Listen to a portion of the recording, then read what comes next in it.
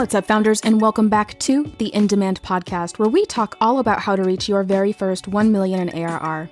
I'm your host, Asia Orangio, and I'm the founder of DemandMaven, where we work with early-stage SaaS companies on reaching their very first growth milestones. Let's do this.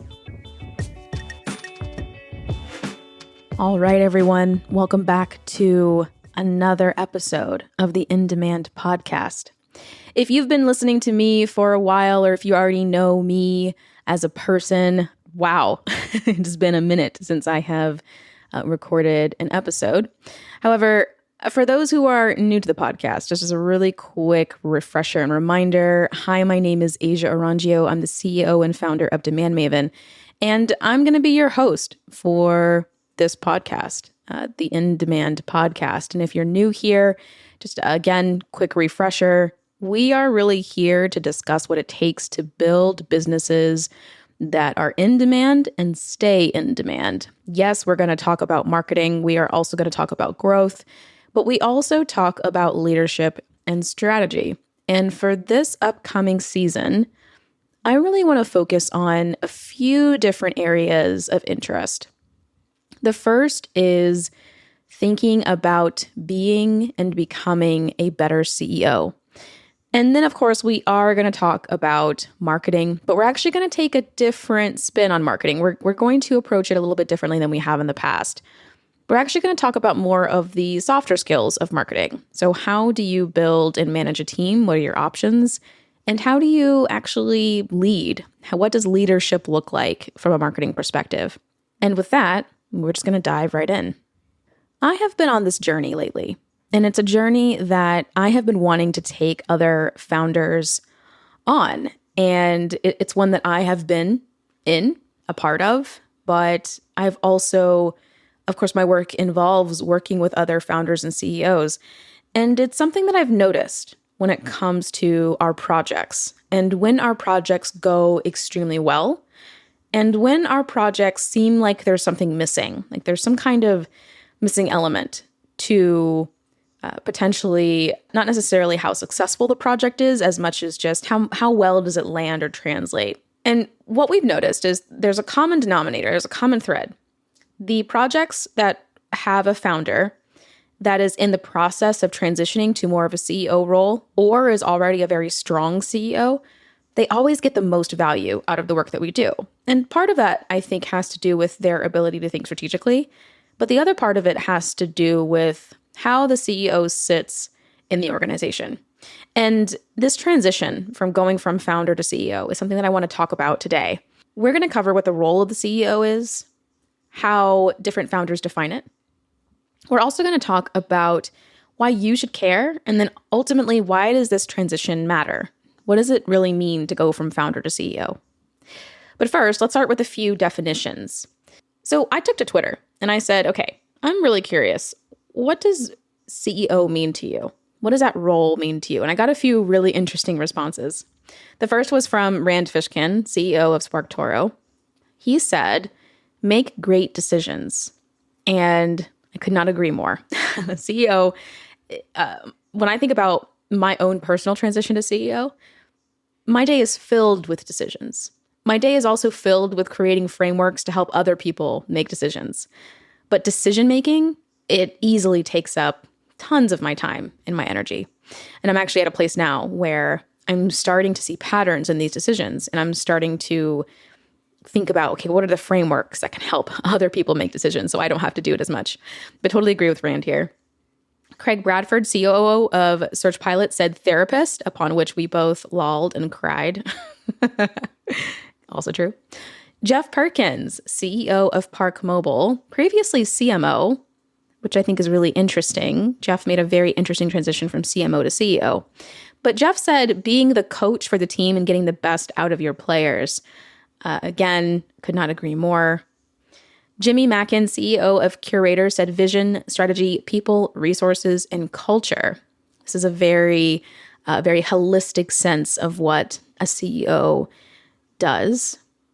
And then according to, let's see, I have a few other definitions here from more academic types, but Ludo van der Hayden, chaired professor of corporate governance and strategy. Of course, I did not write down the university, or even the organization that he's associated with. But Ludo says visioning or framing of the firm's business challenge, planning or generating potential solutions to the issue at hand, deciding or making a commitment to a course of action, explaining the rationale that led to this commitment and presenting the legitimate expectations stakeholders can hold about the results that will be produced, about how this will be done, and about the rewards that successful execution allows, all of which may cause a change in the decision taken.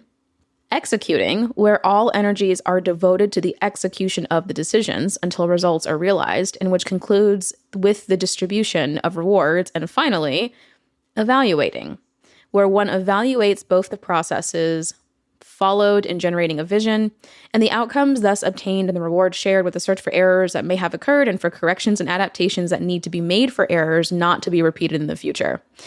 All of that was a really, really fancy way of saying there's 6 things: visioning, planning, deciding, explaining, executing, and evaluating. Ludo eventually came back to this, and if I'm not mistaken, they actually crossed out number 5, where executing is the ironic part of CEO, Chief Executive Officer, where really the CEO isn't necessarily responsible for executing at all.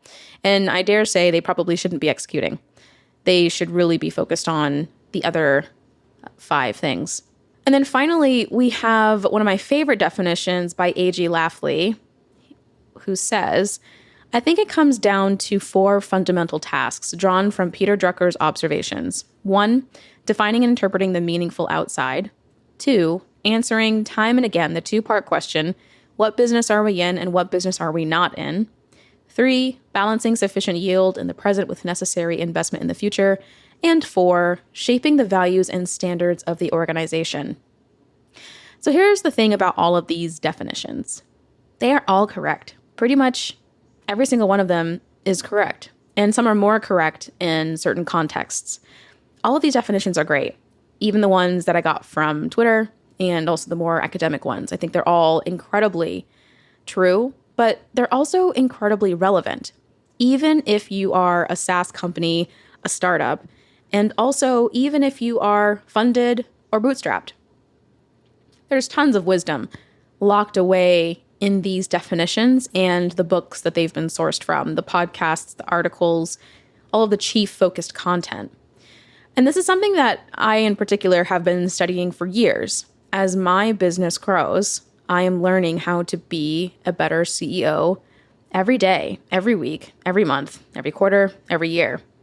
And as I've accumulated this knowledge, I have been inspired to share all of this information with you, but also do a little bit of a call to action in a way, because I have seen firsthand how much better a business performs when the founder makes that transition to CEO, no matter how big or small the company is, and also when founders are better leaders. And this is something, again, that I would just love to break down and discuss.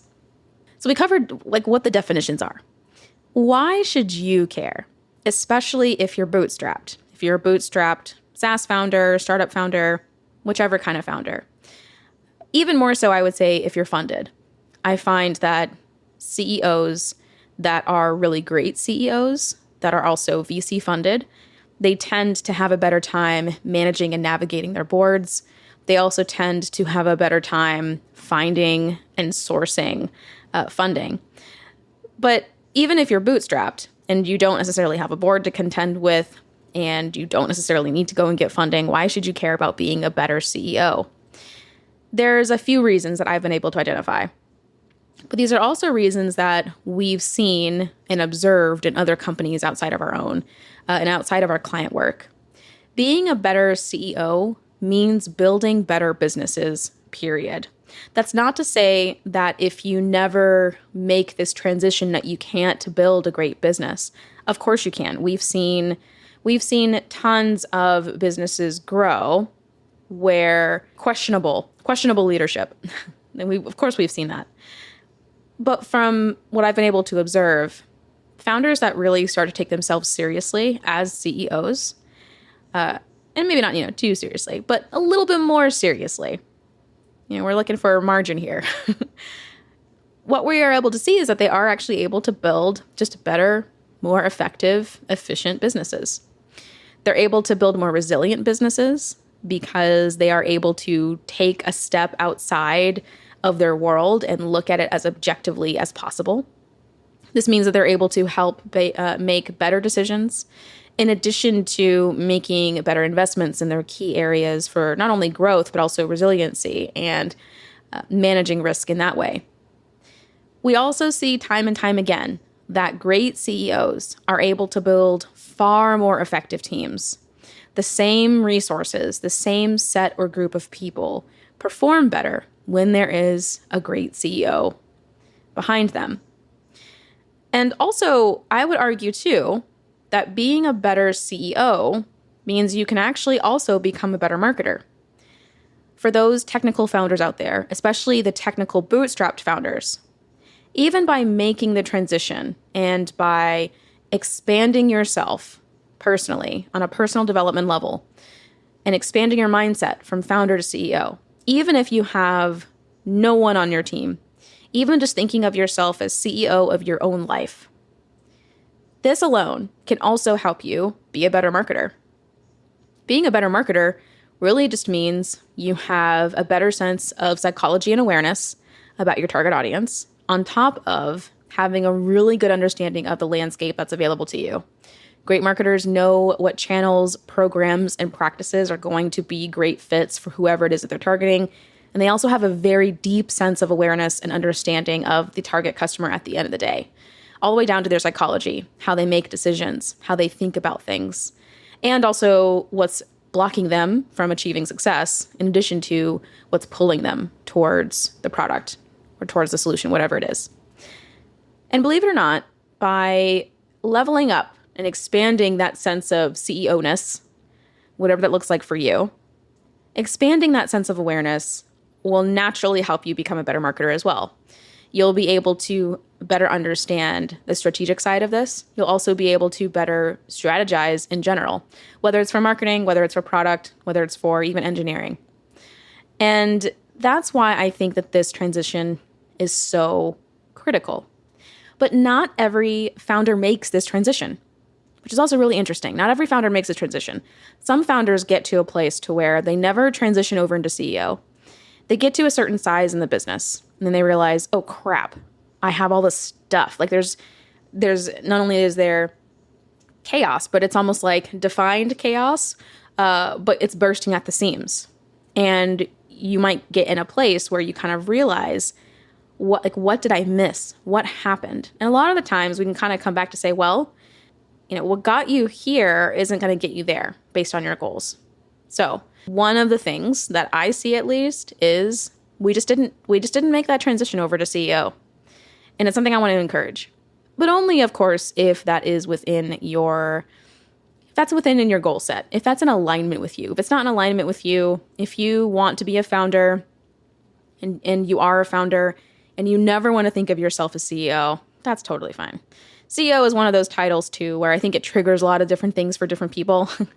For some of us, it kind of sounds like you have to be super hoity-toity and like you've got to think of yourself as better than everyone else. And that's really not what I'm saying here. When I think of CEO, I think of the best visionary leader who aims to inspire and do good generally for not only their people, but also for the world if possible. And that is what I think of CEO as.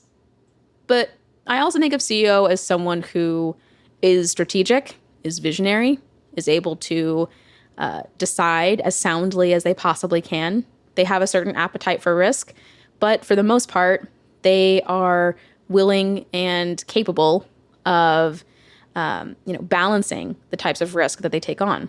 These are the kinds of CEOs that I'm thinking of. I'm not necessarily thinking of like I can't even think of a CEO who is like not the kind of CEO I would want to be. I guess like you could say like an Elon Musk or, like a CEO like that. But when I think about the CEOs who inspire me, they are in the camp of incredible leadership skills, incredible visionary and strategic skills, exceptional at communicating their ideas, and really inspiring and leading and guiding and managing their teams. That's who I'm talking about. But back to why should you care and why does this transition matter? So there's really three things that we see when it comes to founders who don't make this transition. The first is that they get bogged down with tasks and entire roles. Basically, the founder gets to a place where they are ultimately blocking their own growth for their own businesses purely because they haven't figured out how to delegate, how to create teams, and also how to create internal processes to get the work done. There's a few roles that come into play here. If the founder is technical, usually this is the founder hasn't been able to replace themselves from an engineering perspective. Maybe they're doing all of the marketing work, but it's really not their zone of genius. And so they end up doing it anyway, but they end up doing it poorly instead of hiring into that role or delegating sets of responsibilities to people.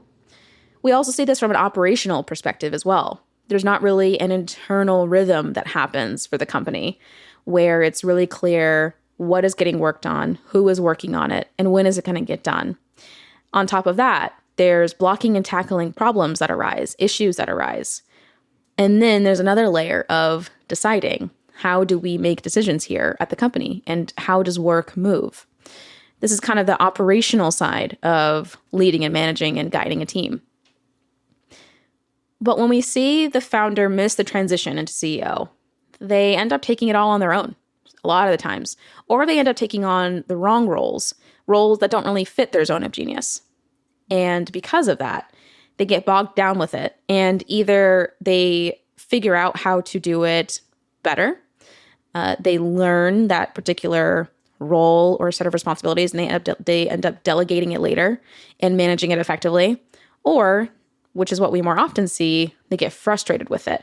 And then they start falling a little bit more out of love with their businesses.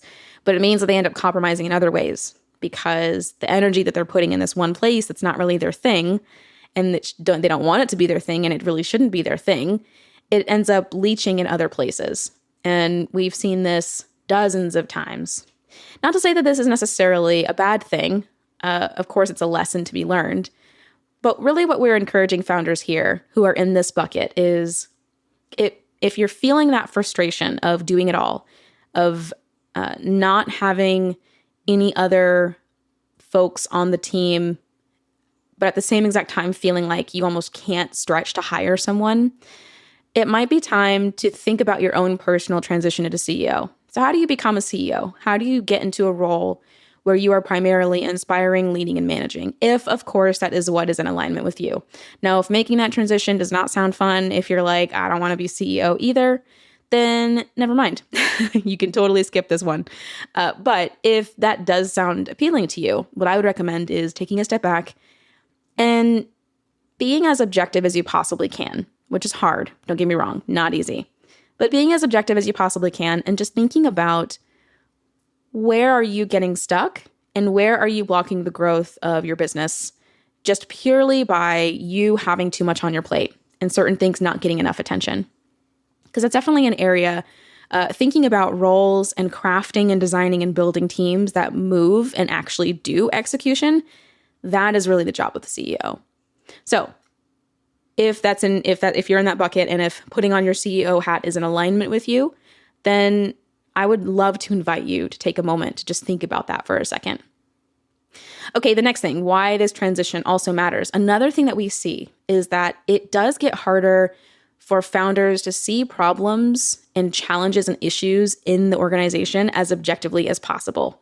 We find that when the founder is kind of stuck in the weeds of things and they don't have time to put on their CEO hat, the founder basically is forced to make decisions on observing a problem or a challenge without really giving it its due credit, its due time, and then also not being able to separate themselves from the issues at hand.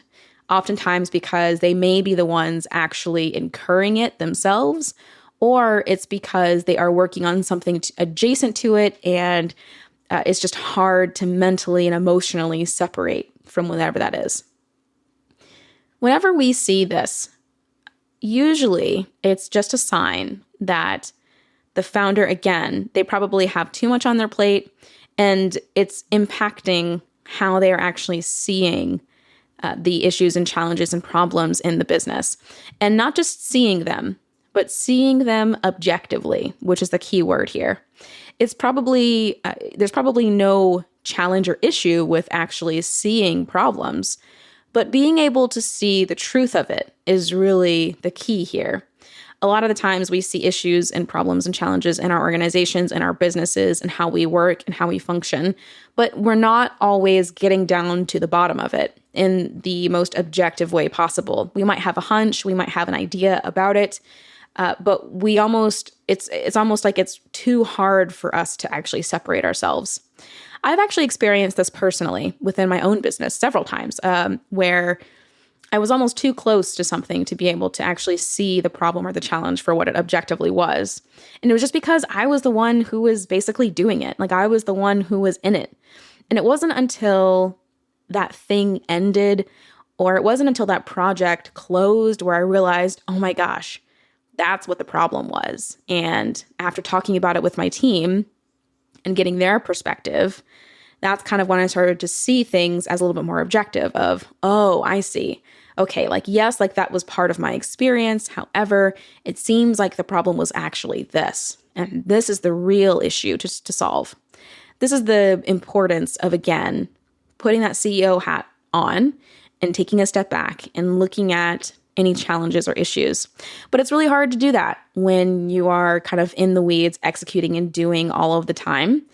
A little bit tough to do that. So if you find yourself in this bucket of you're having issues actually seeing the problems, this might, again, be encouragement for you to put that CEO hat back on, see how it feels, and get a little more comfortable with it, because it's time to arm yourself with ways to not only problem solve, but problem identify as truthfully as possible. Okay, last one. What we see also with founders who never make the transition to CEO is they do ultimately risk moving slower than the rest of the market, both customers and competitors alike. And what we also see is when they move slower than the rest of the market, then the market outpaces them. What ends up happening is they end up being forced to sell to laggards in the market or late adopters, which is a very frustrating go-to-market strategy. It's certainly a long-lasting one. It's certainly a long-tail one. But if, assuming that resources, time, and energy are available. So I don't want to, of course, try to include bootstrapped founders who maybe don't want to grow or scale or get to a place where, they have medium or smaller size teams. Like, I don't want to make the assumption that everyone's going to be in that bucket. But let's say you are in that bucket of, we could totally hire a team. I just haven't for various reasons. Or, we could invest in these things and do it very comfortably and easily, but I just haven't for various reasons. And yes, I do want to grow a team. Maybe you don't want to get, hundreds of employees, but maybe you want like a pretty moderate sized team of like 20 to 30 people, which is my personal, it's my favorite size of company. 20 to 30 people, chef's kiss. Just amazing. Would do this all day long. 100 people, I would do it again. I don't know if I would right now, but 20 to 30, perfect size, the best size. You can accomplish so much with that many people. So I would say though, if you are in that camp though of, the resources are available, that's a goal that I'm aligned with. It's an alignment with me, but you don't make that transition to CEO, you do ultimately risk moving slower than the rest of the market. And this actually doesn't really have as much to do with, of course it has to do with having a great product and having great marketing. But a lot of the times it just has to do with competitors having better leadership and being able to make decisions and execute faster. And sometimes that is all it takes. It doesn't even have to be a better product. We have seen this time and time again. Worse products that are louder in the market sometimes end up winning. And, winning, of course, is one of those things where it's like, well, is there really a winner, Asia? Yeah. If you've ever read The Infinite Game by Simon Sinek, you'll know what I mean when I say, yeah, they might be a winner, like, for now, but not obviously forever. But they do sometimes, a lot of the time, end up moving a lot faster. So a more effective CEO, able to lead, decide, and enable others to execute as fast as possible.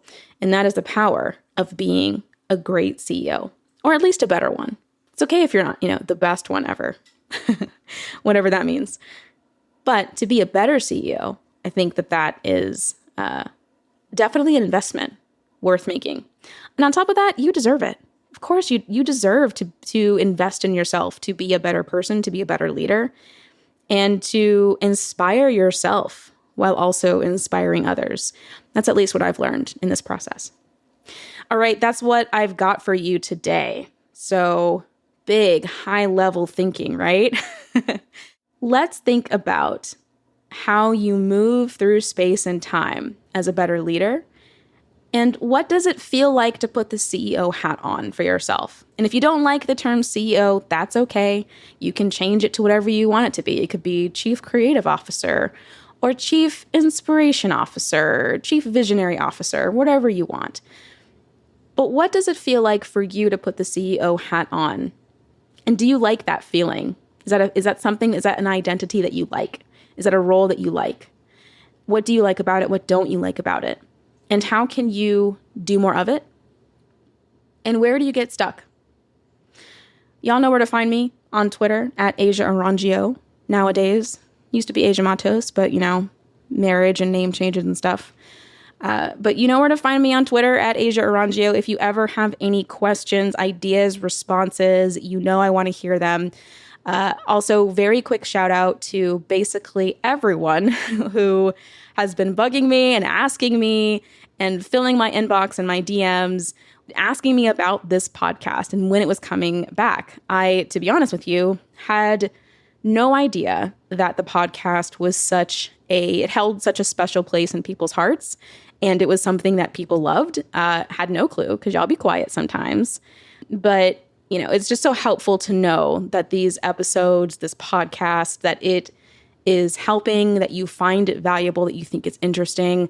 Please continue to send that kind of affirmation. One, because it's my love language, but also because it just is helpful for creators to know. But now that I know that it is important to y'all, I will keep creating these episodes. Even if I only have one listener, I will still do it. All right. Well, thanks again. Have a great one. And let me know your thoughts on this. I'm curious about what that feels like for you, and also where you feel like you can be a better CEO. Let's talk about it. Let's create the conversation. All right. Bye for now.